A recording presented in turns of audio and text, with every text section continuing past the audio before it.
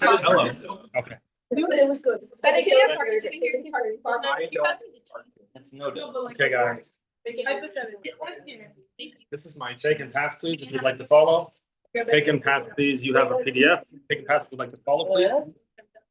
Okay. No. Hello, everybody.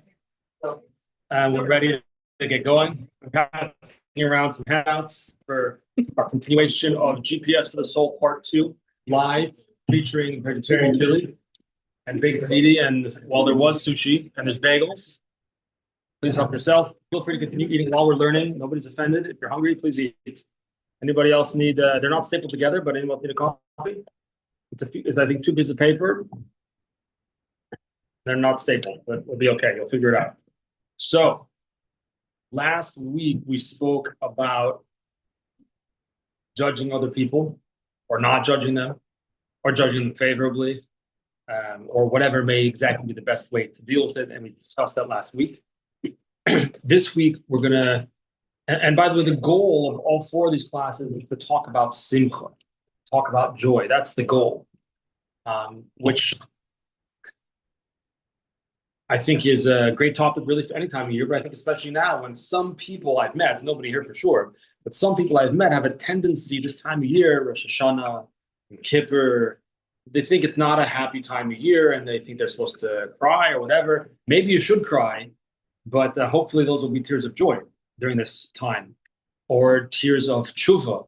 Sometimes a person is moved internally and they cry, not because they're sad per se, but because they recognize how much more they have to do and how much more they can do. But in any event, I do think that this time of year, Rosh Hashanah, now we're closing in on Yom Kippur, I do think it's a time for simcha. I don't think it's a time to be sad or depressed. However, that being said, this chapter, which is part of the set of chapters in the Tanya that we're studying in GPS for the Soul, it's part of what some people like to call the Simcha chapters. So the overall overarching topic is going to be simcha, joy. But simcha sounds better than joy, but simcha. But in this chapter in particular, we're going to talk about simcha after darkness. Simcha that comes after feeling broken. Simcha that comes after feeling sad, lowly, and down, and so forth. That's going to be the specific topic for today. I hope it will be illuminating. And I hope it will give us a little bit more simcha, or at least tools to enhance our simcha a little bit now, as well as anytime during the year, God willing. So it's chapter 31 in Tanya, and you have here, it goes from right to left, even though the first page is English, which is left to right, but it's from the Hebrew book, so I made the pamphlets right to left. And if you do want your own copy, you can take it with you. If you're the type of person who wants a PDF, which we've already had the request for that, you can let me know. I'm happy to send you a PDF of it if you would like that for yourself. So let's just jump right in. We're probably not going to cover the full chapter, just like last week we didn't cover the full chapter, but we're going to try to get at least the main theme, at least the main idea. We're going to try the best we can. And as last week, I welcome questions, I welcome comments. If I know the answer to your question, I'll tell you. If I don't know, I'll tell you. You don't have to agree necessarily with anything that I say here or with anything that anyone says here. But the idea is to read the text. This is the text called the Tanya, which is the foundational work of the teachings of Chassidus from the times of the Baal Shem Tov. It was not written by the Baal Shem Tov, but in any event, we'll jump right in.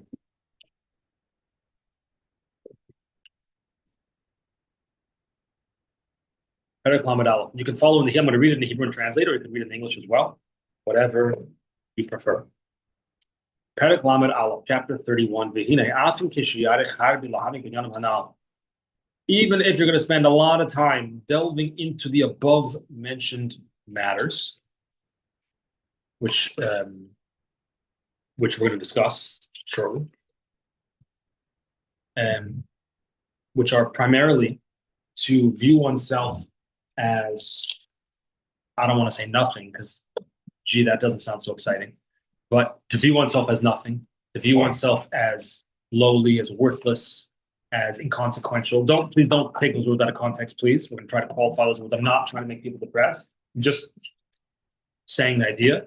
Yeah, don't take it too intense.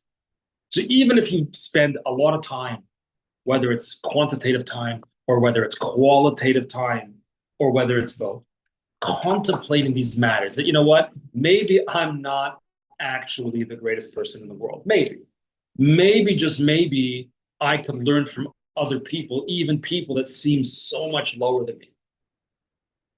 Maybe, just maybe, I'm not the greatest guy in the room. Could be. So if we'll delve into those matters, thinking about them deeply, Keshav Stein, for an hour or so, and I will be of lowly spirit. I'll become very humble. I'll have a broken spirit, perhaps, because I'll say, wow, I really am a loser. Wow, look at how little I've accomplished. Why is he really laughing at me for that? I'm sorry. I'm really not. We're talking about, obviously, about a person who's being serious, sincere with themselves. Maybe once a year we could be serious with ourselves, right? Maybe between Rosh Hashanah and Kippur we could be serious. We could ask ourselves, where am I? What am I? Who am I? What is actually important to me? What is actually important in life? So it could be that if a person makes such an accounting, not the type of accounting you study in Queen's College, but the type of accounting we have in Queen's College, in the Jewish U course, a spiritual account. If a person is honest with themselves, they make a April 15th deadline, file your taxes, but we do that spiritually. That's how I remember one of my kids' birthdays, because he was born April 15th. Yep. That's me. Years ago, my wife was in a car accident. She was fine, but it was fine. She was with a couple of kids. She called me, Sean. There's a car accident right nearby here. And she was fine, so I rushed over there. And on the scene, my wife was obviously a little bit shaken up, and she was with, I think, two of the kids. I remember exactly. And so I'm talking to the police officer who came to investigate. And he's like, well, when's this kid's birthday? And I was like, I'm actually a good father. I'm Jewish, and I actually go by the Hebrew birthday, and I'm just trying to remember the English birthday. I couldn't remember the English birthday. Eventually, I remembered it. But anyway, April 15th is easy to remember. I have another kid who's July 4th, also easy to remember. Wow. Yeah, my favorite daughter. What? It's such a sick birthday. Sick, eh? It is. Okay. So maybe I will become a spiritual accountant. Maybe I'll reflect on my life and I'll realize that maybe I'm not what I could be.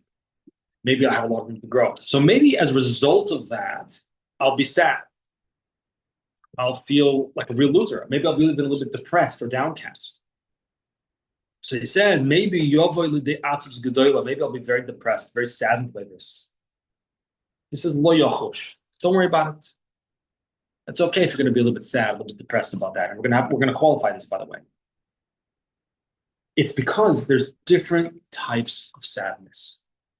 There's a sadness that I'll say in English the word depression, which is a horrible disease and is a horrible thing that nobody should ever know from. And there's nothing positive, God forbid, about depression. But then there's a sadness that's more marked by a feeling of, let's call it, bitterness. What's the difference between depression and bitterness? Well, you could look at the outcome. Depression means the person can't get out of bed. There's no motion. There's no movement. They're just stuck where they are, who they are, and they can't get up. Sometimes literally can't get out of bed.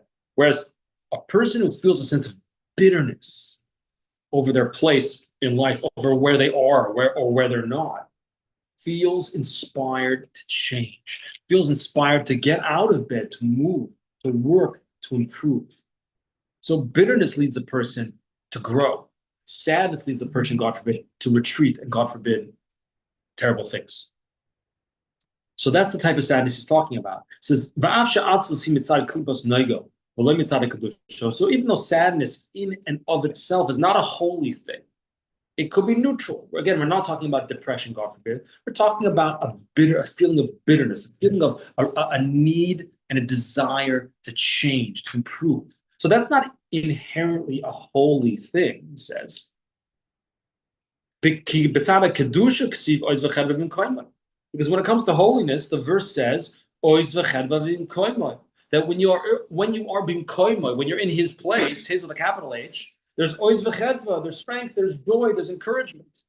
In fact, I heard from my rabbi in Israel, Rebbe Kaplun, he once told me on this verse that if you're not happy, then you're not in his place, his with a capital H. Then something is wrong. Doesn't matter. Maybe you're in synagogue and you're learning and you're davening and you're praying and you're learning Torah, all that stuff. But if you're not happy, something's wrong. You're not actually in his place. Something needs to shift. So when it comes to Kedusha, when it comes to holiness or sanctity, one of the defining features is joy, is happiness, is simcha, is openness. And the Shekhinah, the divine presence, only will dwell when there is joy. That's not just a spiritual statement, by the way. That doesn't just mean that the Shekhinah, the divine presence of God, will be in your life when you're happy. It's also, it does mean that, but it's also very basic and very practical. If there's not simcha in your life, things don't flow. Most critically, simcha in a marriage. Imagine the husband comes home. I only say husband because it seems to be a few more women here than men today. Imagine your future husband comes home and he's just grumpy, angry. What's for dinner? Where's the dinner? Like, come on, man. Like, get a life. What's that? Nothing with that attitude. Exactly. 100%. Imagine if it's the wife comes home and everything is grumpy and upset and sad and everything's depressing and everything. Okay. What? The wife comes home and she's upset, that's okay. Well, I hope the husband will be supportive of her in such a case, but none of it's okay. On the other hand, when either spouse or not even marriage, friends, you come, hey, hi, how was your day? How are you feeling today? What? Tell me. Sit down. Tell me what happened today. Did you have a good day today, or did you not have a good day? Let's talk. Like when there's a joy, an interest, a pleasure, then there's going to be a connection. Also, there's going to be a bonding moment. So this is not just a spiritual statement. This is just practical. You want to have a bonding moment. You want to have a moment of presence for yourself, for another person, or God willing, at some point, God willing, you have children. You want your children to like you? I hope my kids like me. You want your children to feel connected to you? You want to feel connected to your children? You want to feel connected to your spouse, to your friends, to your co-workers? Bring simcha to the table. It's irresistible. It's the most attractive thing that a person can possibly have, more than their physical appearance, more than what they say or don't say, more than what they do is their attitude, is the simcha. And simcha is characterized by openness. When a person is joyous, they give more charity. Try it. Go to a wedding and go to the guy, the father of the bride, and ask him for tzedakah, ask him for charity. You can't say no. He's going to say, of course, I married off my child today. Of course I'll give tzedakah. Of course I'll give charity. Test it. It works. It works. That's why all the schnorrers, all the people, that's when I go to all the weddings in Brooklyn. Because they know the people can't say no. Because when you're joyous, everything is open, everything flows. Now, that's not what it says in the Tanya here. I'm just adding a little bit of practical commentary, if you will. But what he says here is the Shekhinah, the divine presence, cannot dwell when there's sadness, when there's depression. It doesn't work. It just doesn't jive.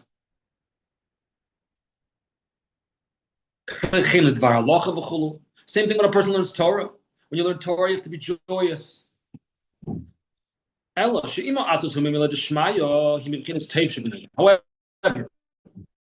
if the person has a certain feeling of sadness, and again, sadness here does not mean depression. Sadness here means a certain bitterness over feeling that one needs to change, maybe just a touch. If that's for spiritual reasons, that's very good. That's positive. And that's why Velochin Kosav Harizal, שאפילו דייגס הווינס אין ראויה כי אם בשעס הווידוי ולא בשעס התפילה בתלמוד תורה שצריך להיות בשמחה שמצד הקדושה דווקא. That's why the Arizal, the great Kabbalist 500 years ago in Tzfas. Anybody been to Tzfas before? Yeah. You know the famous cemetery and down there with all the great people? Arizal, the most famous one. Oh, yeah. All the Kabbalists, you know, the whole Kabbalat Shabbat going out to the field idea? That was the Arizal and his chevra at the time. Rizal spent time in Egypt. He learned in Egypt, he was raised, and then he moved to Israel, settling in Tzfat, where he's buried. And he was the head of all the Mekubal, head of all the Kabbalists. He says like this, he says, you're not even allowed to be upset about something that you legitimately did wrong while you are learning Torah or praying. Why? Because sadness, even legitimate sadness, is completely off limits when you're studying Torah or when you're immersed in prayer. You have to be exclusively with simcha. Now, that doesn't mean that a person should never be sad. That's not what it means. It just means there's a time and place for everything. Yeah.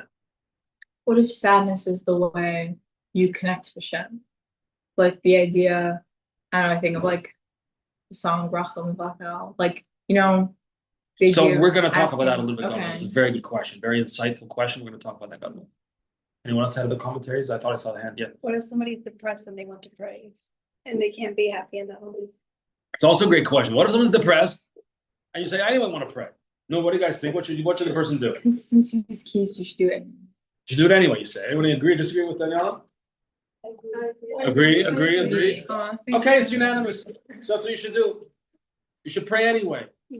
Maybe you should pray that you should be b'simcha. Maybe that should be part of the prayer. I don't know. Yes. Say it again. Do something that can make you happy first. Oh, that's also a good piece of advice. Do something to get you in the mood first, to get you happy a little bit. I think you both had questions. I don't know who's first. Questions or comments, either one is fine. Don't pray when you're upset about something that happened in your life. Like I know a lot of people that say to them when they're really, really upset and they're like calling from the depths of their soul. You know such people? A few. That's fantastic. A few. That's fantastic. Well, what do you think about it? I don't know, you just said not to daven when you're upset. That also means Well, I cried. all I can before tell you I- is, well, one second, was a weird time of crying. One second. Yeah. First of all, I didn't say the Arizal said it, the great Kabbalist. He said you shouldn't be sad, you should be happy. He didn't say, and if you're sad, so don't pray. He didn't say that. He just said you should, when you pray or say that you should be b'simcha. you said off limits. I said that? Maybe I should take those words back. I'm just the messenger. Maybe I translated it wrong. Maybe I said the wrong word. But no, you shouldn't pray when you're upset. You should pray when you're happy. If you're upset. Good, so pray anyway. Maybe we have one piece of advice is do something to lift yourself up. Maybe the advice is just do it anyway, just break through. Maybe the advice is pray to be happy. I don't know, there's different ways to approach it, different ways to understand it. If a person is praying, or like you said, reciting Tehillim or something, and they're just broken. But what's the goal? The goal is to be broken, the goal is to be sad. The goal, I hope, for anybody is to break out of that. And that's the topic of this chapter. That joy that's going to come after those moments of brokenness, it's going to come after the moments of sadness, the moments of darkness, is like the sunrise after the long dark night. It's just so much more powerful. It's so much more intense. It's a much greater quality of light. That's really the topic over here. Sometimes he says, when you're sad, you need to just deal with that. Nobody's saying to sweep anything under the rug. Oh, how are you feeling today? Very happy. Maybe that should be actually today I'm really upset. Actually, I'm depressed. There's no denial going on. There's recognizing things and recognizing that not necessarily because I have an emotion is that good. Today's day and age, it's almost like, oh, any emotion goes, anything goes, whatever you want goes. Okay, fine. Nobody's being judged for anything, by the way. The topic here is not judgment. We're not judging anybody. But if I'm sad, so that means it's good, or maybe I should try to get out of it. Maybe the way is through prayer. Maybe it's not. Maybe it's a different way. I don't know.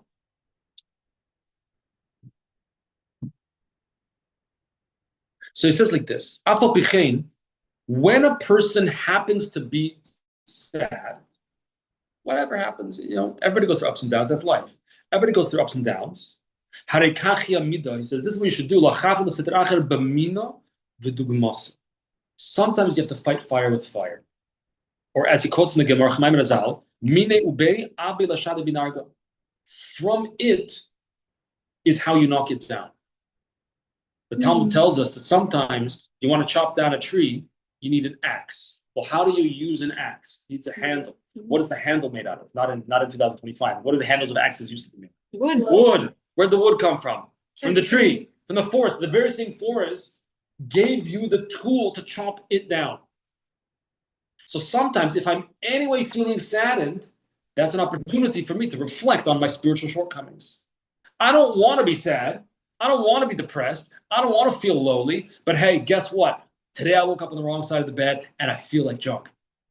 It happens, unfortunately, from time to everybody who's honest, right? So maybe at those moments, that's the axe handle from the forest. And maybe it's at those moments that I can seize the opportunity to ask myself, listen, I'm anyway sad.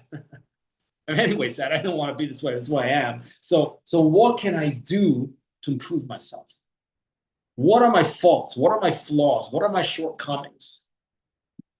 But not with the goal of staying there, with the goal of emerging from it different than before, like the butterfly or the caterpillar who goes in the cocoon and emerges a different creature. We could also do that. We could emerge from darkness, like the caterpillar that wraps itself up in the cocoon and is immersed in darkness for however long it takes for a caterpillar to become a butterfly, and literally emerges a new creature. We could also do that. We're no less than butterflies and caterpillars, I think. We could also change, transform. As he says, from every sadness there will be a prophet. Not prophet as in a Navi, a Prophet, prophet as in Profit. From every sadness there will be profit, there will be a benefit, a gain. And what is that? That is the joy that comes out of the sadness. But my goal should never be to wallow in my own self-pity, to wallow in my own sadness. That, I would say, is off limits. If you're there anyway, okay, so deal with it. Don't deny it. Deal with it. Talk to your friend. Talk to your therapist. Talk to your rabbi. Talk to whoever you need to talk to. Whatever it is, do whatever you need to do. Go out for a run. Get some energy. Get your blood pumping. Go for a run. Get whatever the dopamine is, whatever it's called. Don't scroll your phone. That's probably gonna make it worse. That's a different type of dopamine hit. That's not gonna help you. It's just gonna drag you down further. Put the phone away. Leave it on your counter and go for a run in Flushing Meadows Park. Go work out. Go talk to friends. Go out for dinner. Whatever it needs to be to get out of it. So sadness in and of itself is never positive. But if we find ourselves there, if we find ourselves in a moment of darkness, we can know that the sun is going to rise, that there's going to be something even greater, a greater joy, a greater simple coming out of it. And really, it's a process of transformation.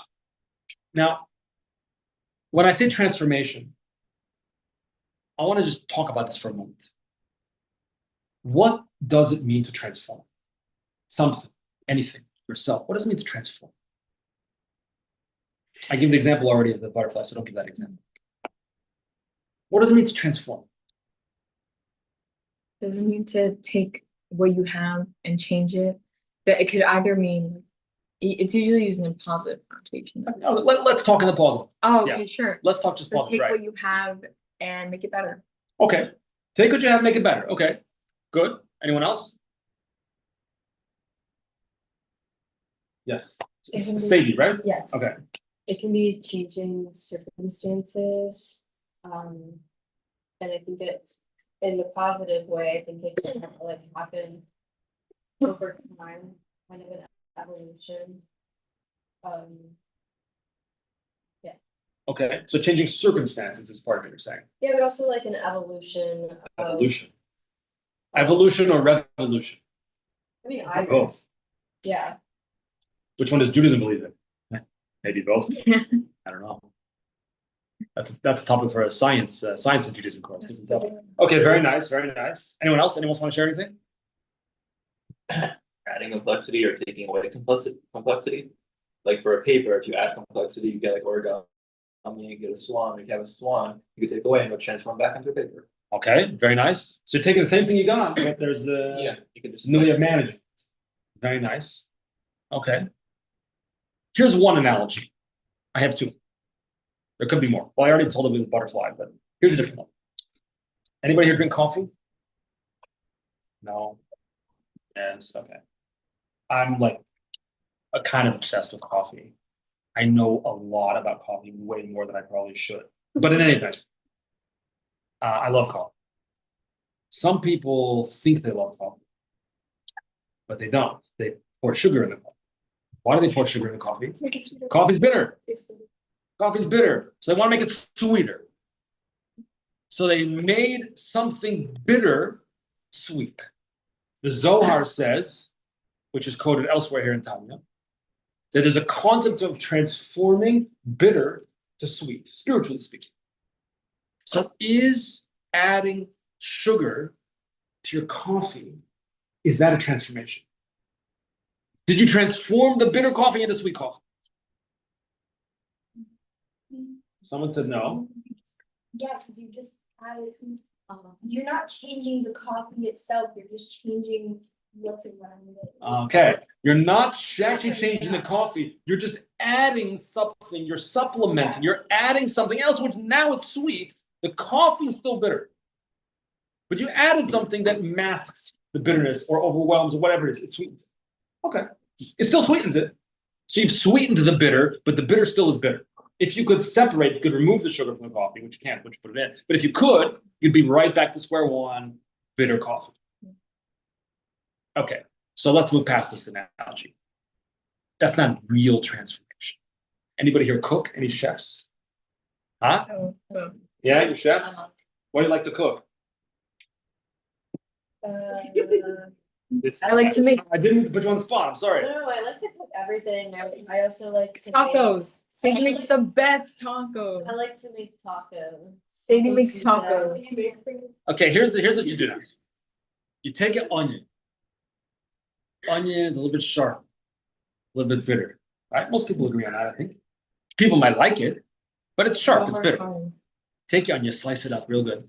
You put it in a pan with a little bit of oil, put it on a medium-low heat, and you let it sit for 7, 8, 9, 10 minutes.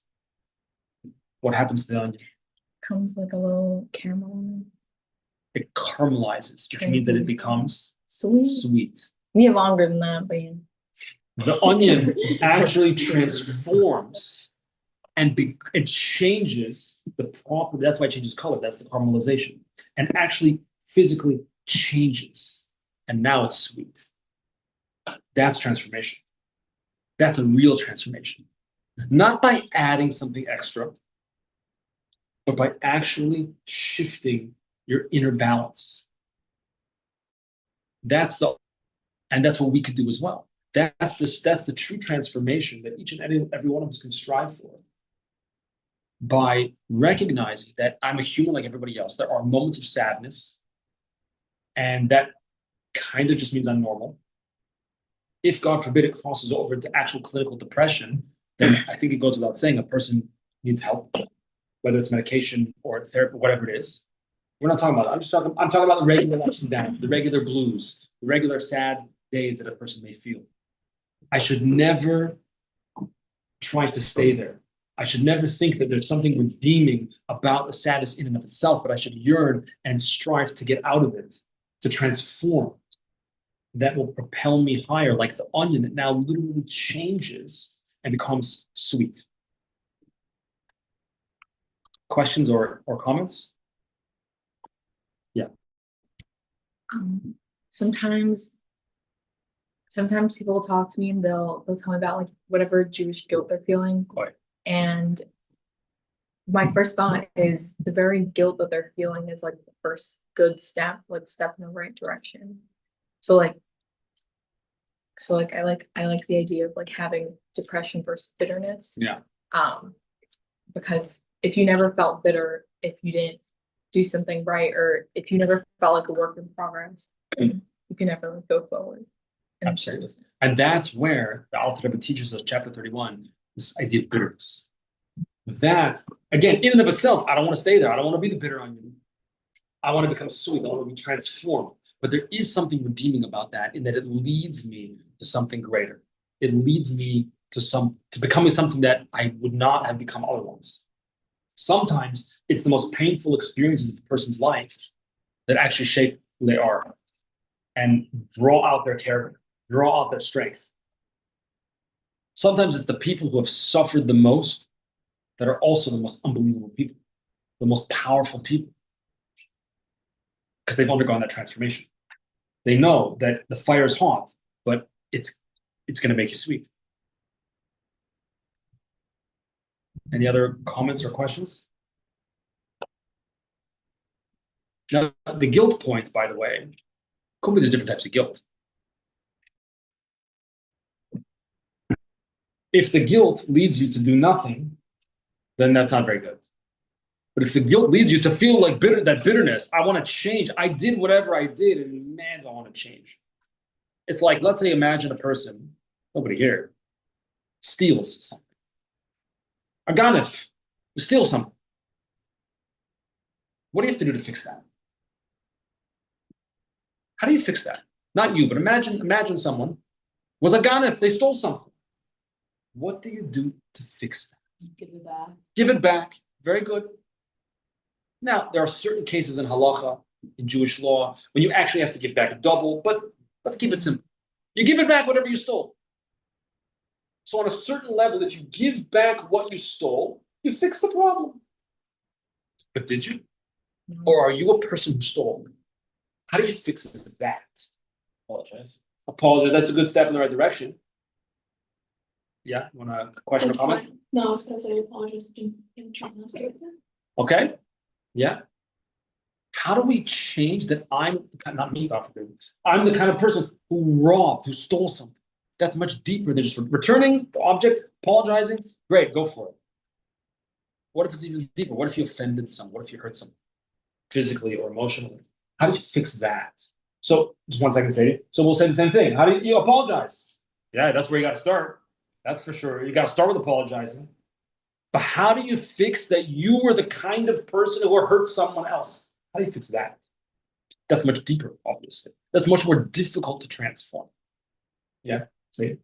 I was gonna say, ask yourself why you felt the need to do that. And also, in addition to apologizing to someone, making amends to them. It can be, it can be like as simple as, oh, sorry. But if you're making amends to someone, means you're making a promise to continue to not do that again, and also like becoming a better person. Yeah. If you have a rope, you sever the rope, cut it. You broke it. You damaged a relationship. You robbed from someone. You stole from someone. You hurt someone. Tie the rope again, right? Just tie it back, right? Make a knot. Tie it. What'd you just do? Yeah, closer. Made it closer. That's right. And, huh? Sure. Where at? It's repaired. It's repaired. And in the place of the knot, the place where they were previously cut, now it's thicker. Now it's stronger. It's like that way with relationships, whether it's husband and wife, whether it's friends, whether whoever it may be. It's like that way with relationships too. If you deal with it in the proper way, you could become thicker, stronger, closer. But only because it was damaged. And it's like that in a person's life as well. That when we have those moments of sadness, those moments of darkness, we can know the sun's going to rise. The sun's going to rise. And then I'll be stronger. I'll be closer. There'll be greater bonding, stronger connection. None of this is easy necessarily. I'm just sharing with you some of the ideas here.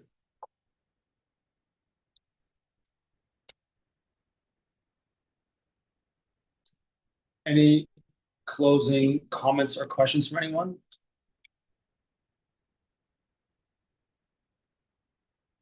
Okay. I don't have a fancy conclusion for today's class. I didn't get like a good, sometimes you need like a good story or a good thing to wrap it up. I don't have that for today. But I want to wish everyone a good and sweet new year. And that's one reason they say why you dip the apple in honey, right? For a sweet new year, right? So good, just have an apple. What do you need the honey for? But obviously the difference is, here's my wrap up. Obviously the difference is that an apple is sweet when you pick it off the tree. Okay, tart, fine, it's sweet off the tree. But a honey comes from a bee and the bee stings. And it's specifically two different types of good. There's a good that's sweet when I recognize it's good. But then there's another kind of good that comes with a sting. Comes with a moment of darkness, a moment of pain, a moment of sadness. But I should know, but it's going to produce honey. It's going to be sweeter than ever before. So I wish everyone should have, without the stings, should have the sweetest year possible, God willing.